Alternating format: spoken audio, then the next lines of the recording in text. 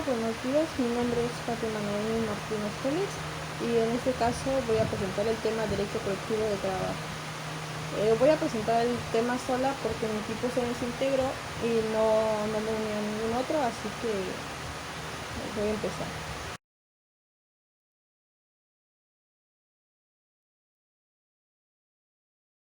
Derecho Colectivo de Trabajo y su contenido. El derecho hace referencia exclusivamente a los grupos sociales, ya sea de trabajadores o patrones, y que tienen como objeto garantizar la defensa de los derechos laborales de grupos de obreros.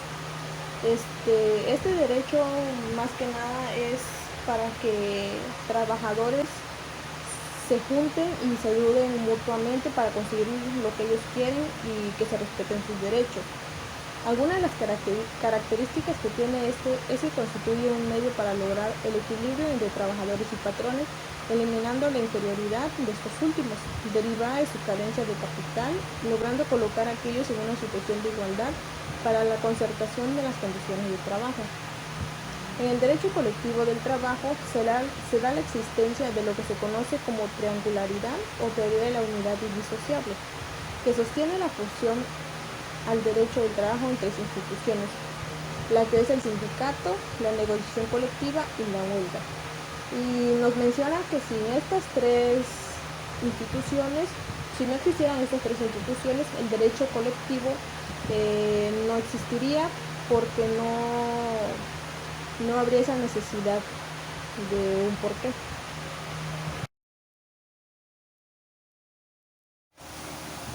El segundo subtema es coaliciones, sindicatos, federaciones y confederaciones. Primero empezaremos con coaliciones.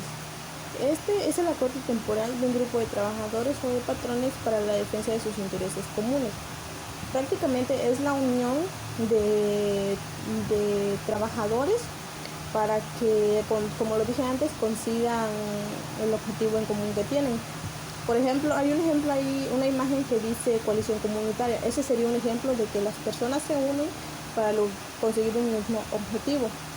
La ley reconoce la libertad de coalición de trabajadores y patrones. La coalición es el antecedente inmediato de cualquier medida de fuerza que se desea realizar. Sin una coalición previa no hay posibilidad de efectuar una huelga. Pues en este último punto se da a entender que como no hay personas unidas para luchar con un mismo fin, no puede haber una huelga, porque si hubiera una y no hay personas con el mismo interés, simplemente no habría algo que perseguir. Cada uno estaría con un objetivo diferente, pero si todos se unen es más probable que ganen porque tienen mayor peso.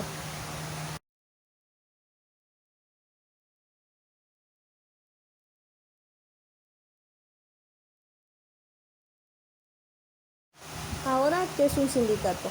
Este dice que es la asociación de trabajadores o patrones constituida para el estudio, mejoramiento y defensa de sus respectivos intereses.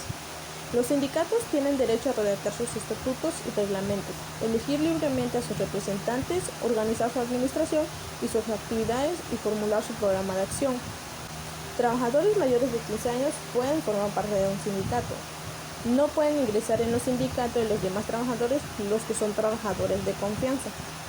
Los sindicatos pueden formarse con un mínimo de 20 trabajadores o con 3 patrones por lo menos.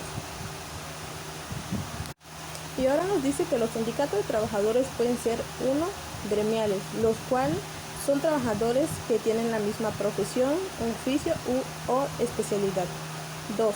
De empresa, los formados por trabajadores que prestan sus servicios a una misma empresa. 3. Industriales, los formados por trabajadores que prestan sus servicios en 2 o más empresas de la misma rama industrial o del mismo oficio. 4. Nacionales de industria. Estos son los formados por trabajadores que prestan sus servicios en una o varias empresas de la misma rama industrial, instaladas en 2 o más entidades federativas. Y 5. De oficios varios, los formados por trabajadores de diversas profesiones. Y otro punto que nos dice es que los sindicatos de patrones pueden ser 1. Los formados por patrones de una o varias ramas de actividad y 2. Nacionales, los que son formados por patrones de una o varias ramas de actividad de distintas entidades federativas. Y otro punto importante que nos menciona este tema es que los sindicatos no están sujetos a disolución, suspensión o cancelación de su registro que sea por vía administrativa. Además que los sindicatos deben registrarse en el Centro Federal de Conciliación y Registro Laboral.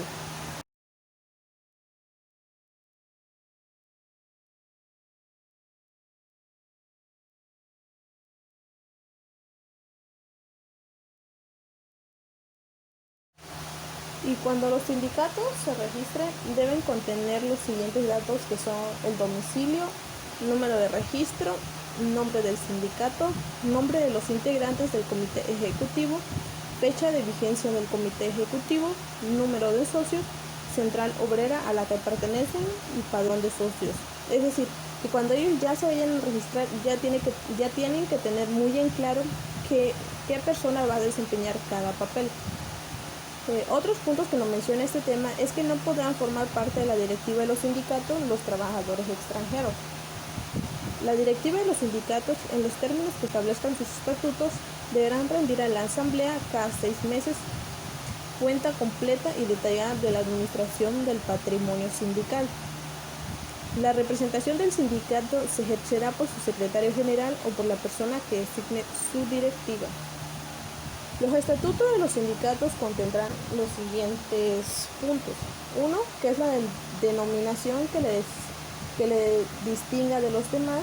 2. El domicilio. 3. El objeto. 4. La duración. 5. Condiciones de admisión de miembros. 6. Obligaciones y derechos de los asociados. 7. Motivos y procedimientos de expulsión y correcciones disciplinarias. 8. Procedimientos para la elección de la directiva sindical y secciones sindicales, el cual se llevará a cabo mediante el ejercicio del voto democrático. 9. Normas para la administración, adquisición y disposición de los bienes, patrimonio del sindicato. 10. Forma de pago y monto de cuotas sindicales. 11. Normas para la liquidación del patrimonio sindical. Y las obligaciones que los sindicatos tienen es que tienen que proporcionar los informes que les soliciten las autoridades del trabajo, es decir, para ver si todo está en regla, si todo va correctamente. 2. Comunicar a la autoridad registral dentro de un término de 10 días los cambios de su directiva y las modificaciones de los estatutos. Es decir, que si quieren hacer algún cambio, tienen que ser antes de los 10 días para que sea válido. 3. Informar a la misma autoridad cada 3 meses por lo menos de las altas y bajas de sus miembros. Como lo mencionaba antes, tienen que dar el informe de cómo va esa organización.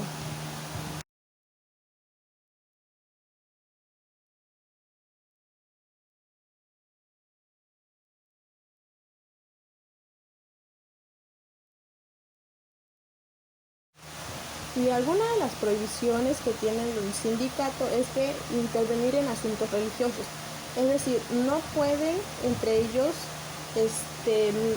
meterse en lo que es, digamos, la vida personal de las personas.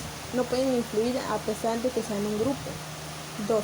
Ejercer la profesión de comerciantes con ánimo de lucro. 3.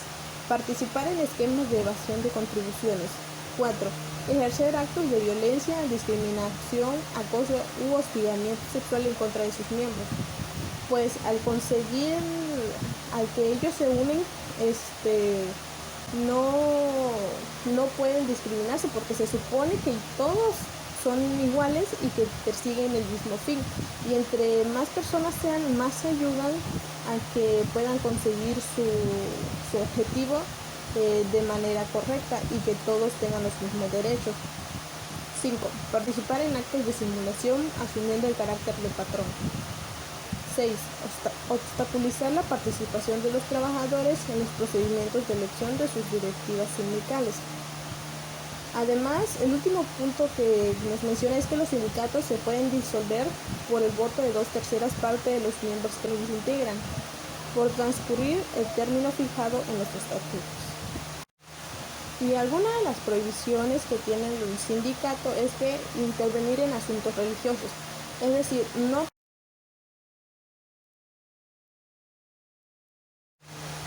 Ahora pasando al tema de federaciones y confederaciones. Estas son uniones sindicales de segundo y tercer grado, que desarrollan funciones de asesoría de sus organizaciones afiliadas ante los respectivos empleadores en la tramitación de sus conflictos y frente a las autoridades o terceros de cualesquiera reclamaciones. Y además nos dice que estos se pueden constituir por al menos dos organizaciones sindicales, y los estatutos que deben contener es denominación y domicilio y los de sus miembros constituyentes, condiciones de elección de nuevos miembros, forma en que sus miembros estarán representados en la directiva y en las asambleas. Pues como lo mencioné antes, estos tienen que tener en claro desde un principio qué personas va a desempeñar cada papel. Las federaciones y confederaciones remitirán por duplicado copia autorizada del acta de la Asamblea Constitutiva, una lista con la denominación y domicilio de sus miembros, copia autorizada de los estatutos, copia autorizada del acta de asamblea en que se haya elegido la directiva. Y además, estas deben registrarse ante la autoridad registral. Los miembros de las federaciones y confederaciones podrán retirarse de ella en cualquier tiempo, aunque exista pacto en contrario. Ahora los puntos en común que tienen los sindicatos con las federaciones y confederaciones son los siguientes.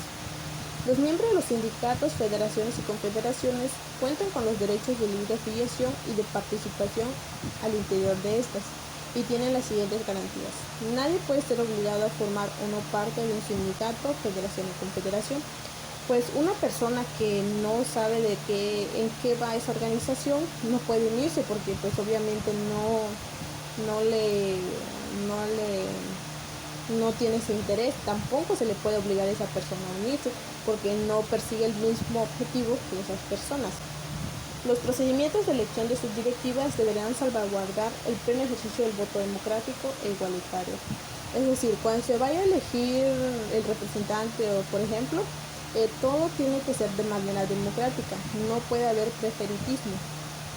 Las sanciones que impongan los sindicatos, federaciones y confederaciones a sus miembros deberán ceñirse a lo establecido en la ley y en los estatutos. La directiva de los sindicatos, federaciones y confederaciones deberá rendirle cuenta completa y detallada de la administración de su patrimonio. Aparte nos menciona que los sindicatos, federaciones y confederaciones podrán solicitar al Registro Federal de Conciliación y Registro Laboral copias certificadas o simples de los documentos que obren en sus respectivos expedientes.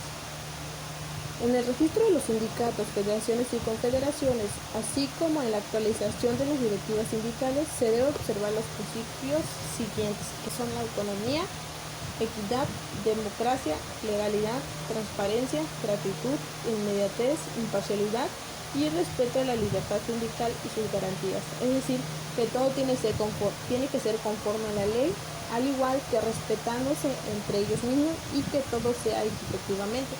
Que no por ser hombre tienes que ser representante. No, tiene que haber un trato igualitario entre hombres y mujeres.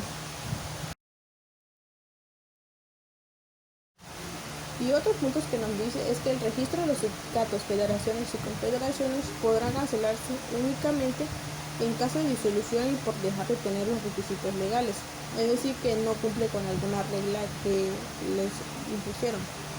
Se considera que un sindicato incumple cuando sus dirigentes o representantes legales incurran en actos de extorsión en contra de los patrones, que hacen algo ilegal y que pues no está permitido.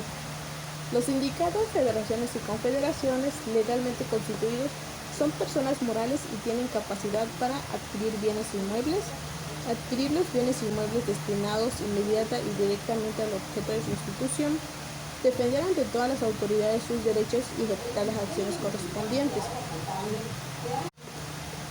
Establecer mecanismos para fomentar el desarrollo y fortalecimiento de la economía de sus afiliados y establecer y gestionar sociedades cooperativas y cajas de ahorro para sus afiliados, así como cualquier otra figura análoga. Pues con este último punto se termina lo que es este subtema, y como opinión pues todo lo que estas organizaciones tengan que hacer tiene que ser conforme a la ley y respetándose los derechos entre ellos mismos y los derechos de los demás.